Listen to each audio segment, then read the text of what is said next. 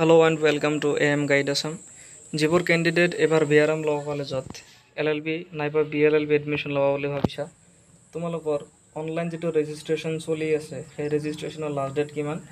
Online এপ্লিকেশ্যনটো কেতিয়া আৰম্ভ হ'ব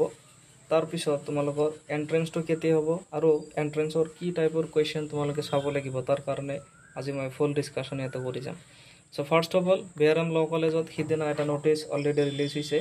ইয়াতে কোৱা গৈছিলে those who are seeking admission at BRM Law College may register through Samarth portal.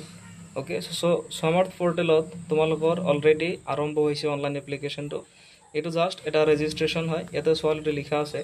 aspiring candidates for admission into BLLB 5 years they can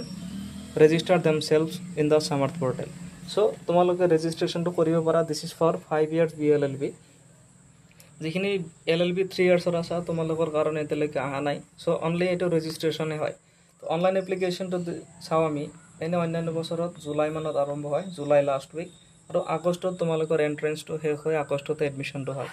আৰু এইবাৰ তোমালোকৰ প্ৰায় সেম টাইপৰে হ'ব যেহেতু এতিয়ালৈকে কোনো নোটিছ ওলোৱা নাই সো ক'ব নোৱাৰি ভালকে বাট এক্সপেক্টেড ডেট এটা তোমালোকে ধৰি লব পাৰা জুলাই লাষ্ট আৰু আগষ্টৰ ফাৰ্স্ট উইকত তোমালোকৰ এন্ট্ৰেন্সটো হ'ব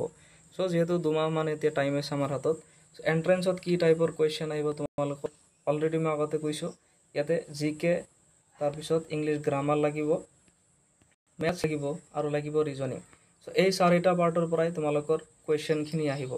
সো এই চাৰিটা পাৰ্টৰ কোনটো পাৰ্টৰ পৰা ম্যাক্সিমাম কোৱেশ্চনছ আহে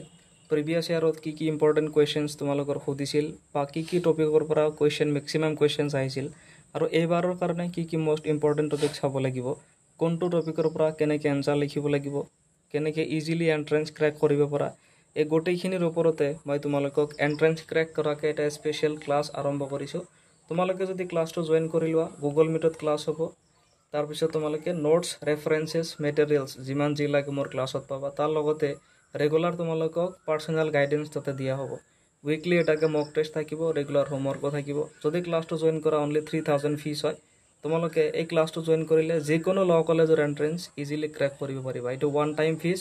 তোমালোকে এই ফিসটো দিয়াৰ পিছত আৰু ফিস মানে দিব নালাগে একবাৰে এডমিশন হোৱা লাগে তোমালোকে গাইডেন্সটো পাবা যদি ক্লাসটো জয়েন কৰা মোক কন্টাক্ট কৰি লবা মোৰ WhatsApp নম্বৰ মই ডেসক্ৰিপচনত দি দিছো আৰু কাৰোবাৰ যদি কিবা ডাউট থাকে এডমিশন ৰিলেটেড ইয়াতে কমেন্ট কৰিব মই ৰিপ্লাই দিম আৰু যদি ক্লাসটো জয়েন কৰা মোক কন্টাক্ট কৰি লবা so thank you so much for watching the video have a great day